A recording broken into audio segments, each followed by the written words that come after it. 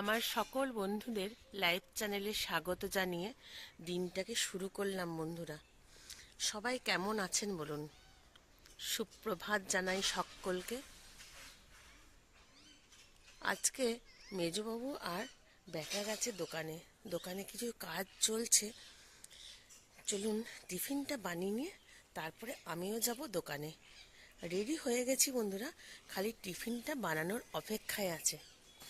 চন্দ্রমল্লিকাগুলো হয়েছে ভালো, কিন্তু যত্ন করার অভাবে ঠিকঠাক বড় হচ্ছে না।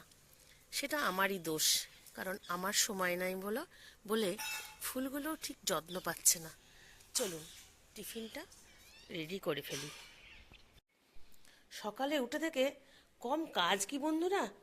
এই যে শাকগুলোকে ধুয়ে রেখে দিয়েছি, সেগুলো একটু জল ঝরিয়ে না রাখলে খারাপ হয়ে যাবে। তারপরে আটাটা মাখাই ছিল, এরপর একটু থেসে নেবো তেল দিয়ে। আর চায়ের বাসনগুলো ধুলাম। আজকে বন্ধুরা অনেকটা কাজ এগিয়ে গেছে, যেহেতু মেজবাবু আছে বলে। বিছানাটা তোলা হয়ে গেছে, ঘর দোর পরিষ্কার অনেকটাই হয়ে গেছে।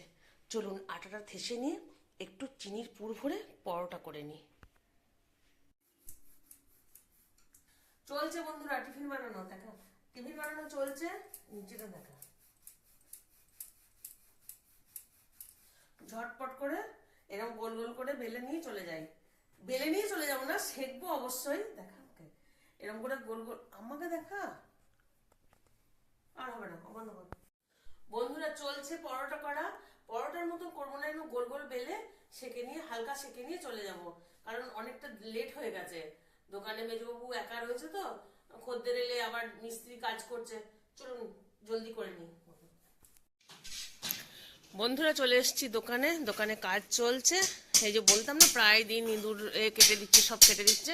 তার জন্য এই শোকেসটার কাঁচের মতন এটাকেও করা হচ্ছে।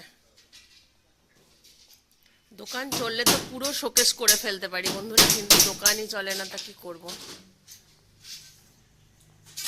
আর এদিকে টিফিন করে নিয়ে এসেছি, মেজবাবু খাচ্ছে। এখানে জল ফুটছে বন্ধুরা, গ্রিন টি একটু খেয়ে জল ফুটছে, জলের ভাবটা লেগে গেল, আর ফটোটাও আমার ভিডিওটাও খারাপ হয়ে গেল। যাই হোক, গ্রিন টি খেয়ে যাবো দোকানে। চলুন, জল ফুটে গেছে। প্রস্তুতি চলছে বন্ধুরা, চিকেন পকোড়া একটু বানাবো। তার জন্য কর্নফ্লাওয়ার, ডিম, ধনেপাতা, নুন সমস্ত দিয়ে, লঙ্কাটা কাটছি সমস্ত দিয়ে ম্যারিনেট করে তারপরে পকোড়া করব। 31 ডিসেম্বর যখন, তখন একটু মুখরোচক জিনিস লাগবেই মেজবাবুর। আর প্রতিদিনই তো সন্ধ্যাবেলা একটু না একটু কিছু খাবার দাবার তো করতেই হচ্ছে। দেখা আমাদের। আর আজকে মঙ্গলবার, বাজার বন্ধ, সমস্ত গলসি বাজার বন্ধ, আপনাদেরকে আগেও বলেছি। আর সেজন্য একটুখানি খুলেছিলাম, একটা খদ্দের আসবে বলে, তার জন্য খুলেছিলাম। তাড়াতাড়ি বন্ধ করে চলে এলাম। চলুন পকোড়াটা করে ফেলি, ভাই আসবে, বাপি আসবে। চলুন। পকোড়া হয়ে গেছে বন্ধুরা, এই যে খাচ্ছি। আর ওদিকে আছে বেটা। বাপি আর ভাই এখন এসে পৌঁছায়নি, ওরা আসুক, তারপরে ওদের আবার গরম গরম করে দেবো। চলুন খেয়ে নিই।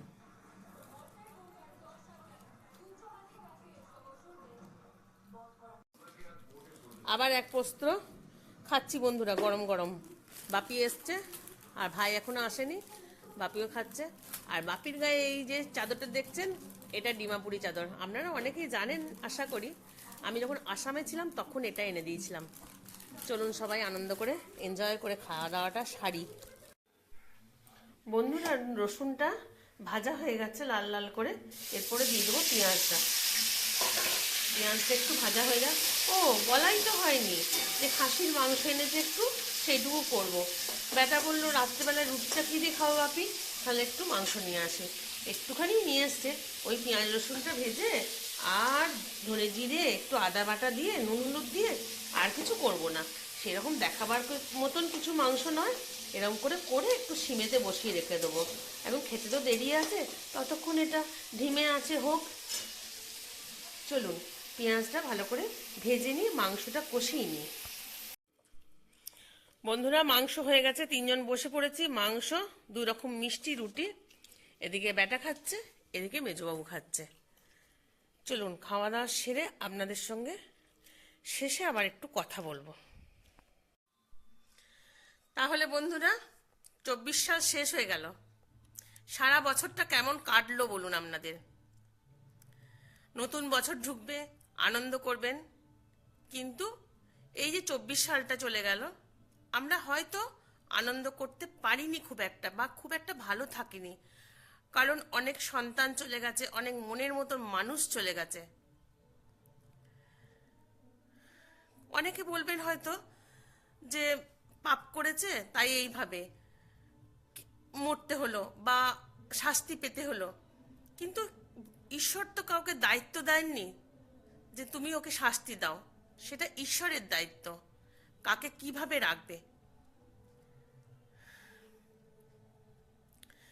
কিভাবে বলবো বুঝে উঠতে পারি না। আমরা সাধারণ মানুষরা ঠিকঠাকভাবে বিচার পাই না, বা ভালো থাকার চেষ্টা করি কিন্তু ভালো থাকতে দেয় না কিছু পশুর মতন মানুষ। আমরা চেষ্টা করি উঠে দাঁড়াবার, কিন্তু তারা উঠে দাঁড়াতে দেয় না। আবার কিছু কিছু সন্তান আছে, তাদের বুদ্ধিদীপ্তটা কম, বুদ্ধিমত্তা কম, বা তারা আমাদের মতন সাধারণ মানুষের সঙ্গে মূল স্রোতে ভেসে যেতে পারে না। আমরা ভাবি তাদের কেমন, কিন্তু তারা ভাবে আবার আমরা কেমন। কেউ যদি তখন সেই সন্তানগুলো দেখিয়ে বলে তোমার বাচ্চাটি কেমন, অ্যাবনর্মাল না, খ্যাপা না, তখন যে সেই মা বাবার কত কষ্ট হয়, কত ভেতরে বুকটা শুকিয়ে যায়, সেটা যাদের সন্তান তারাই একমাত্র বুঝতে পারে। এগুলো বলার জন্য যদি কোনো আইন থাকতো, শাস্তি থাকতো, হয়তো কম হতো। কিছু মানুষ যদি চায় তাদেরকে মূল স্রোতে ফিরিয়ে নিয়ে যাওয়ার, বা তাদের সঙ্গে মেলামেশা করার, স্বাভাবিকভাবে মেশার, সেই মা বাবাগুলোরও একটু উপকার হয়, আর সেই সন্তানগুলো একটু ভালোভাবে বাঁচতে পারে। চলুন বন্ধুরা, ভীষণ ভারী ভারী কথা বলে দিলাম। নতুন বছর আসছে, সবাই ভালোভাবে কাটাবেন। আশা করি সবাই যেন মোটামুটিভাবে সুস্থভাবে জীবনযাপন করবেন। ভালো আছি, ভালো থেকো, আকাশের ঠিকানায় চিঠি লিখো। ভালো আছি বন্ধুরা, ভালো থাকবো, ভালো থাকার চেষ্টা করব। চলুন, টাটা, গুড নাইট। আবার একটা নতুন ভিডিওর সাথে নিয়ে নতুন বছরে আপনাদের সঙ্গে আবার গল্প করতে আসবো।